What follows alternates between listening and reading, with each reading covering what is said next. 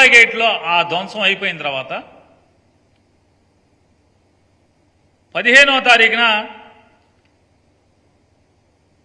VRO గారు ఏది Palvai gate polling station number 202 presiding officer గారు విఆర్ఓ గారు ఒక రిపోర్ట్ పంపిస్తారు పోలీస్ స్టేషన్కి.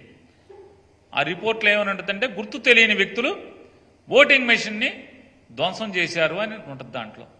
దాంట్లో ఎక్కడా కూడా పిన్నెల్లి రామకృష్ణారెడ్డి ఎమ్మెల్యే వచ్చి ధ్వంసం చేశాడని పోలింగ్ ఆఫీసర్ కానీ ప్రిసైడింగ్ ఆఫీసర్ కానీ లేదా స్థానిక విఆర్ఓ కానీ పాల్వాయి గేట్ విఆర్ఓ కానీ ఎక్కడా మెన్షన్ చేయరు. మరి అక్కడ పోలింగ్ బూత్లో ఉన్న పోలీసులు ఉన్నారు కదా, ఎవరు మాట్లాడరు. ఎవరు కనీసం ఎమ్మెల్యే గారు పాల్గొన్నారని కూడా ఎవరు ఒక్కరోజు కూడా మెన్షన్ చేయలేదు.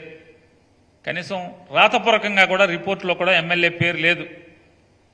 మరి ఇంకొక ముఖ్యమైన విశేషం అందరూ గమనించాల్సింది, ఏదైతే ఇవాళ పాల్వాయి గేటులో పోలింగ్ స్టేషన్ నెంబర్ 202లో MLA Pinnelli Ramakrishnareddy garu polling machine ఏదో ధ్వంసం చేశారని చెప్పని ఇవాళ పేపర్లు టీవీలు అల్లరి చేస్తున్నాయో, అక్కడ పోలింగ్ ఏమన్నా ఆగిందా?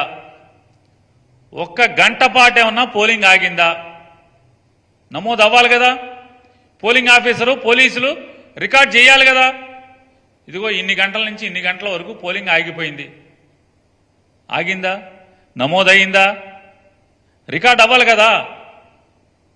లాగ్ బుక్లో ఉదయం 7 గంటల నుంచి సాయంత్రం పోలింగ్ మూసే వరకు, అది రాత్రి అవని 5 గంటలకు అవని, అది 6 గంటలకు అవని, లేదా 7 గంటలకు అవని, 8 గంటలకు అవని, చివరి ఓటర్ ఓటేసేంత వరకు కూడా ఏదన్నా సంఘటన జరిగితే పోలింగ్ మెషిన్ పనిచేయటం ఆగిపోతే రిపేర్ వచ్చినా రాయాలి కదా.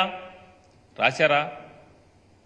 ధ్వంసమైన పోలింగ్ ఆగిపోయినంటే పోలింగ్ ఆగలేదు, పోలింగ్ ప్రక్రియ ఆగలేదు, పోలింగ్ శుభ్రంగా జరిగింది. 15వ తారీఖున ఎఫ్ఐఆర్ కడతారు. 15వ తారీఖున ఎఫ్ఐఆర్ ఎవరి ద్వారా ఏమని కడతారు?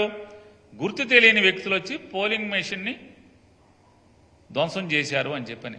ఎవరు? విఆర్ఓ గారును ప్రిసైడింగ్ ఆఫీసర్ గారు. కానీ ఎప్పుడు కట్టాలి? మెషిన్ ధ్వంసం అయితే ఏ తారీఖుని కట్టాలి?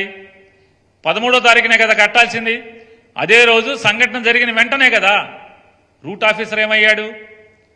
రూట్ ఆఫీసర్ రావాలి కదా. ధ్వంసం అవగానే ప్రిసైడింగ్ ఆఫీసర్ రూట్ ఆఫీసర్కి ఆర్ఓకి కంప్లైంట్ చేయాలి కదా. జిల్లా ఎన్నికల అధికారి కంప్లైంట్ చేయాలి కదా. వెంటనే పోలీసు రావాలి కదా, ఎస్పీ రావాలి కదా. ఎవరు రారు. ఎవరి దగ్గర రికార్డ్ అవ్వదు, ఎవరి దగ్గర రిజిస్టర్ అవ్వదు.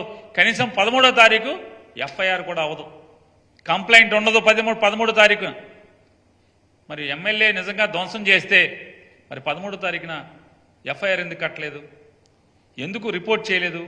పోలింగ్ ఆగినట్టుగా ఎక్కడా కూడా మీ లాగ్ బుక్లో, ఆ ప్రిసైడింగ్ ఆఫీసర్ లాగ్ బుక్లో ఎందుకని నోట్ చేసుకోలేదు? పోనీ టీడీపీ ఏజెంట్లు ఏమన్నా కంప్లైంట్ చేశారా? రాతపూర్వకమైన కంప్లైంట్ ఉండాలి కదా.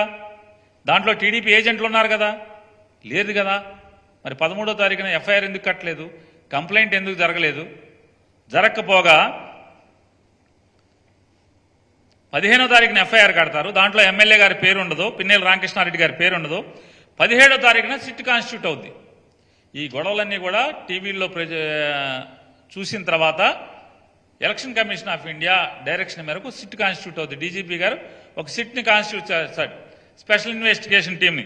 17వ తారీఖే సిట్టు మాచర్ల, అనంతపురం, తిరుపతి అన్ని వెళ్ళిపోతుంది. అక్కడికి క్షుణ్ణంగా అన్ని ఊర్లు వెళ్తారు, గొడవలు జరిగిన అన్ని చోట్ల విచారణ చేస్తారు, క్షుణ్ణంగా అధ్యయనం చేస్తారు. 18వ తారీఖున సిట్ వచ్చి మాచర్ల వెళ్ళొచ్చి డీజీపీ గారికి ఒక రిపోర్ట్ కూడా ఇస్తారు. ఎక్కడా వీటిలో 13వ తారీఖున ఇన్సిడెంట్ రోజు ఎఫ్ఐఆర్ అవ్వదు. 15వ తారీఖు ఏమో ప్రిసైడింగ్ ఆఫీసర్ తాపీగా ఏదో చుట్టాలింటికి పెళ్లికి వెళ్ళి వచ్చినట్టుగా ఆ రోజు కంప్లైంట్ ఇచ్చాడంటారు, విఆర్ఓ ఇచ్చాడంటారు. దాంట్లో గుర్తు తెలియని వ్యక్తులు అంటారు. అంటే ఎమ్మెల్యే ఎవడో తెలీదా? విఆర్ఓకి ఎమ్మెల్యే ఎవడో తెలీదా? ప్రిసైడింగ్ ఆఫీసర్కి ఎమ్మెల్యే ఎవడో తెలీదా? నిజంగా మరి బదలు కొట్టుంటే మరి ఎమ్మెల్యే పేరు ఉండదు.